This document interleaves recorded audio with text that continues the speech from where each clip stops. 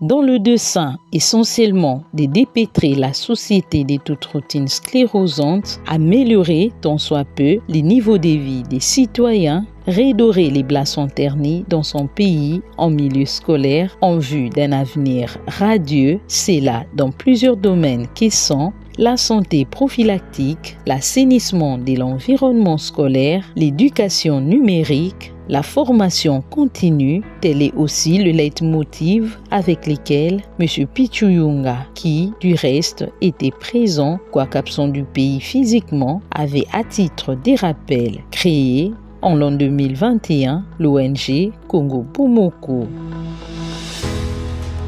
L'action est plus éloquente que la parole, dit-on.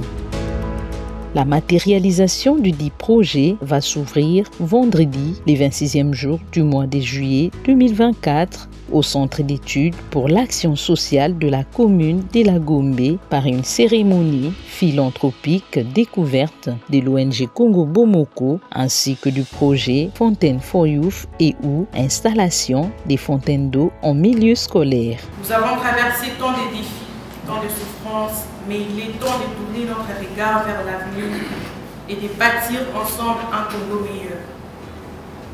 Aujourd'hui, je veux vous parler d'un projet qui incarne cette vision, le projet Fontaine for Youth, initié par l'organisation Congo Bomoko. Congo Bomoko est une organisation à but non lucratif constituée le 25 février 2021 dans l'État de Utah aux États-Unis. Code fiscal à but non lucratif 501C3 classe notre groupe en tant qu'organisation Alliance Playboy.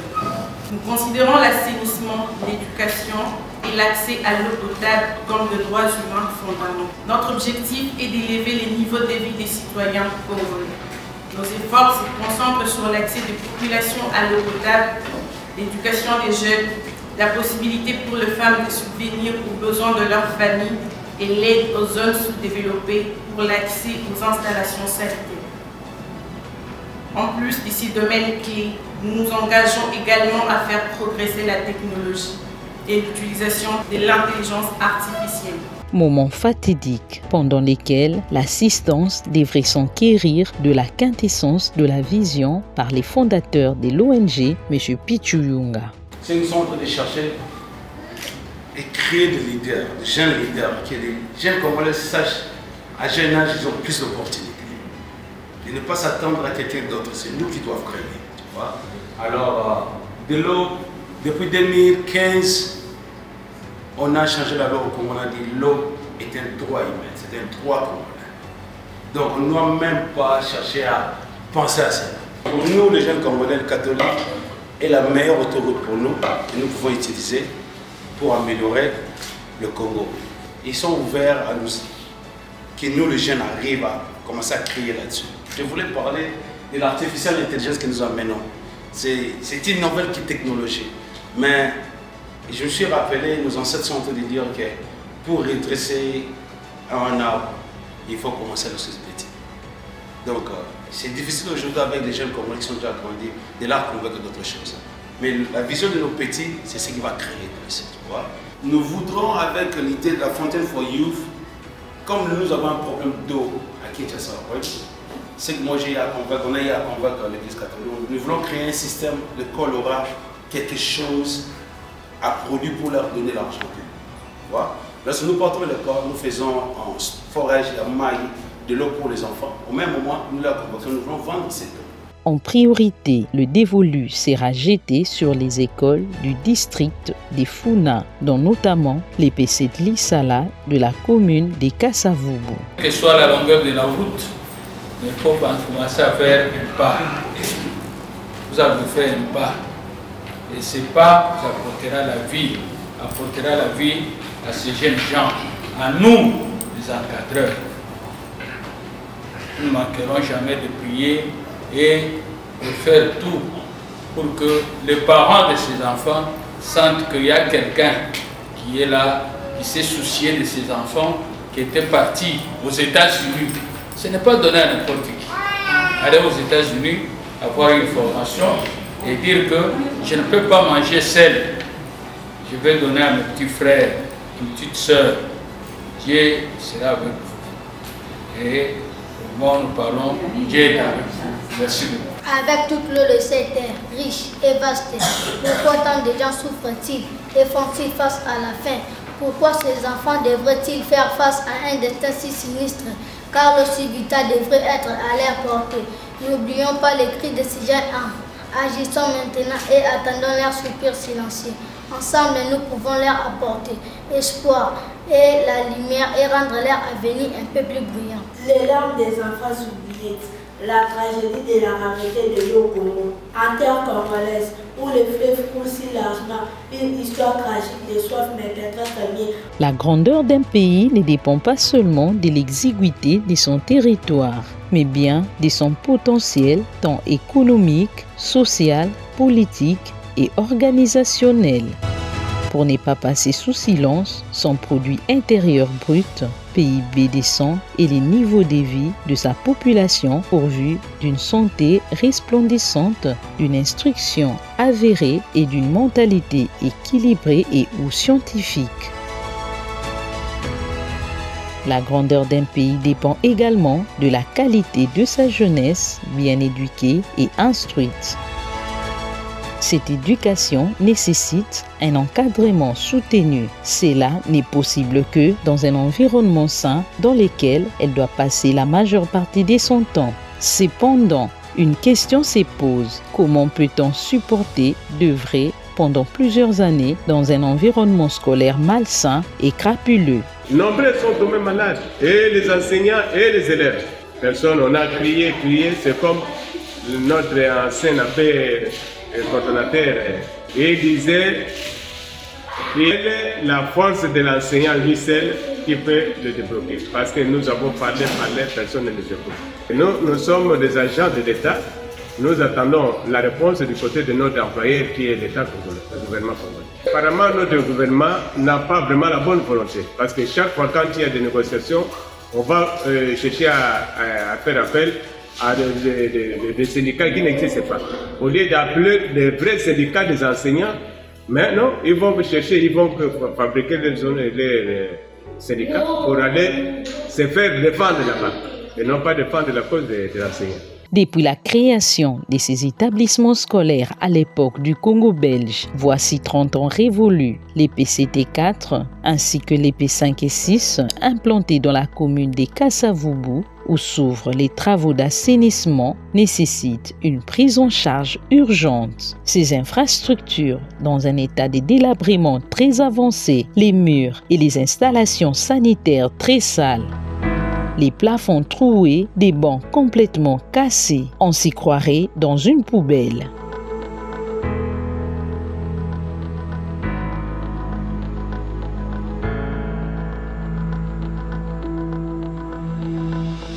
L'ONG Congo Bomoko, dans ses actions concrètes menées sans but lucratif, s'attelle scrupuleusement à la matérialisation de ses objectifs spécifiques qu'elle s'est assignés.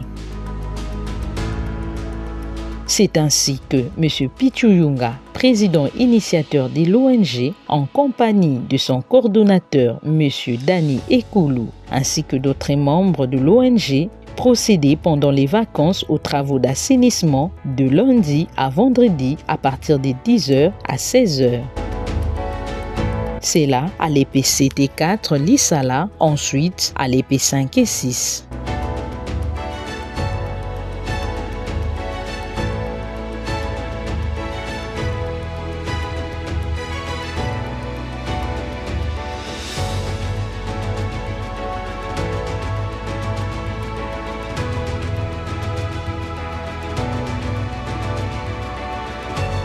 D'une salle de classe à une autre, il fallait balayer d'abord, nettoyer suffisamment à l'eau, ensuite à l'aide de plusieurs produits avant de repeindre les murs.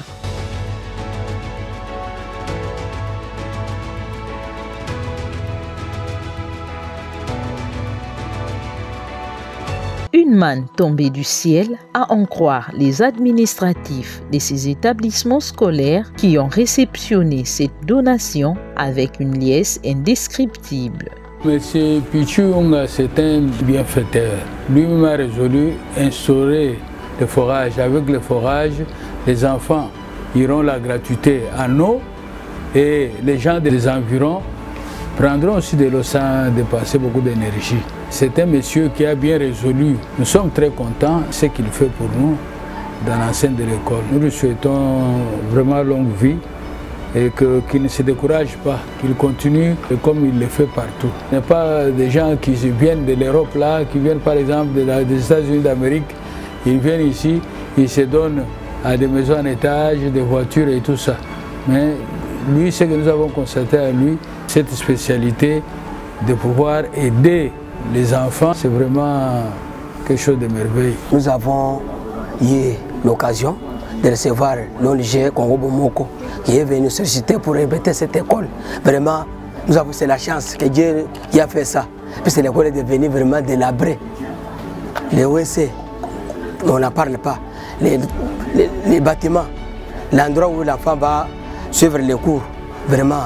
Mais comme l'ONG est venu réhabiliter, vraiment, nous disons merci à cette ONG. Vraiment, nous demandons beaucoup des anciens, surtout les anciens qui ont étudié ici à l'EP7 et l'EP4, hein, qu'ils viennent nombreux pour être ensemble avec l'ONG Congo Bomoko, hein, pour construire cette école. Un travail de longue haleine qui nécessite beaucoup de moyens et d'énergie. Ainsi, M. Pichuyunga, président de l'ONG Congo Bomoko, lance un appel pathétique à toute personne désireuse de l'accompagner dans son action managériale menée sans cesse et sans but lucratif pour l'assainissement de l'environnement scolaire en République démocratique du Congo. Nous voulons juste interpeller les gens qui ne pensaient pas à ces choses-ci. Ils peuvent venir nous rendre vie, ils peuvent venir nous assister d'une façon ou d'une autre. Il y a la continuité. Nous serons toujours là. Nous allons faire une fontaine d'eau. On va commencer à vendre de l'eau. Et tout le monde qui veut soutenir l'école vont commencer à venir acheter de l'eau. Et puis nous allons prendre cet argent-là, de continuer un pauvre. Et vous verrez tout cela. Moi, content parce que je ne m'y attendais pas. Et je crois que ce n'est pas si compliqué. Je croyais que ça devait avoir beaucoup plus d'argent. Mais les 500 années qu'on a commencé, et nous savons bien la motivation que nous avons derrière l'idée. Et nous savons bien que nos enfants vont aider. Mais je vous en supplie de venir vraiment penser à cela, venir faire un petit tour vous-même, de venir à l'école chrétienne, de regarder de vous-même. On doit partir là-bas chez les filles. Il y a l'école des filles, donc si vous le voyez, donc on ne peut pas seulement être ici qu'une pour le garçon et donner le privilège aux garçons et les filles. Alors nous autres, ce sont des mamans qui nous ont vraiment élevés la majorité du temps. Donc nous pensons que les filles ont droit à l'éducation comme le garçon. Au demeurant, l'ONG Congo Bomoko tient mordicus à la concrétisation et à l'exécution sans faille de ses objectifs. Car dit-on, l'action est plus éloquente que la parole, à en croire les coordonnateurs M. Dani et Koulou. Nous avons promis et nous allons lancer une opération qui consiste à exécuter notre projet Fontaine for Youth. Alors, nous sommes en plein début des activités. Nous avons choisi cette date, le 1er août, parce que tous ces mois ici, nous serons ici dans cette école Christ-Roi. Et Christ-Roi, EP7 et EP4 d'Issala, ce sont des écoles qui ont un passé glorieux. Alors, nous sommes là juste pour redorer l'image de cette école. Et voilà que nous sommes là, nous sommes armés. Ici, il y a la brosse, ici, la raclette. Nous sommes là pour travailler, pour remettre en état cette école. Et je demande une fois de plus à ceux-là de bonne volonté qui ont étudié dans cette école, ceux-là qui aiment les enfants, ceux-là qui aiment les écoliers qui sont l'avenir de cette nation, de venir se joindre à nous pour que nous puissions travailler, redorer, remettre en état cette école. Et vous allez voir que c'est juste le début. Aujourd'hui, c'est un jour très significatif parce que c'est le 1er août. Nous sommes en train de commémorer la fête de mort et la fête de parents. Nous avons choisi cette date parce que c'est très symbolique pour nous. Qui dit parents, qui dit enfant. Qui dit enfant, on voit l'écolier. Qui dit écolier, qui dit avenir. Alors, nous sommes là pour vraiment faire vivre cette école. Des grâces, fini les travaux d'assainissement. C'est la rentrée scolaire effective sur toute l'étendue du territoire national lundi, le 2 septembre 2024. Grâce à l'initiative avérée de l'ONG Congo Bomoko, les activités pédagogiques pour l'exercice 2024-2025 se dérouleront dans de bonnes conditions environnementales, respectivement à l'EPCT 4 ainsi qu'à l'EP 6 et 5.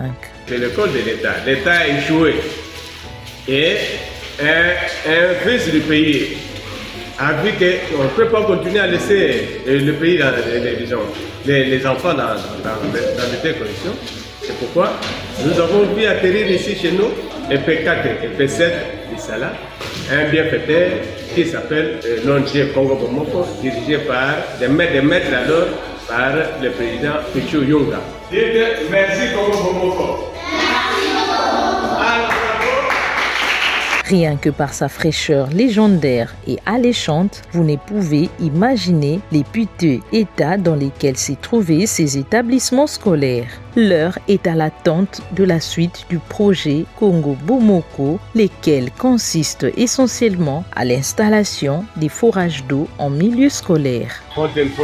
L'eau est là. Nous attendons que le président Pichu nous ramène de l'eau ici. Par ailleurs, il y a lieu de rappeler que, depuis la rentrée des classes, au début de ces mois en cours, les enseignants des écoles publiques observent un mouvement de grève. Ils sollicitent au gouvernement de la République l'amélioration de leur enveloppe salariale.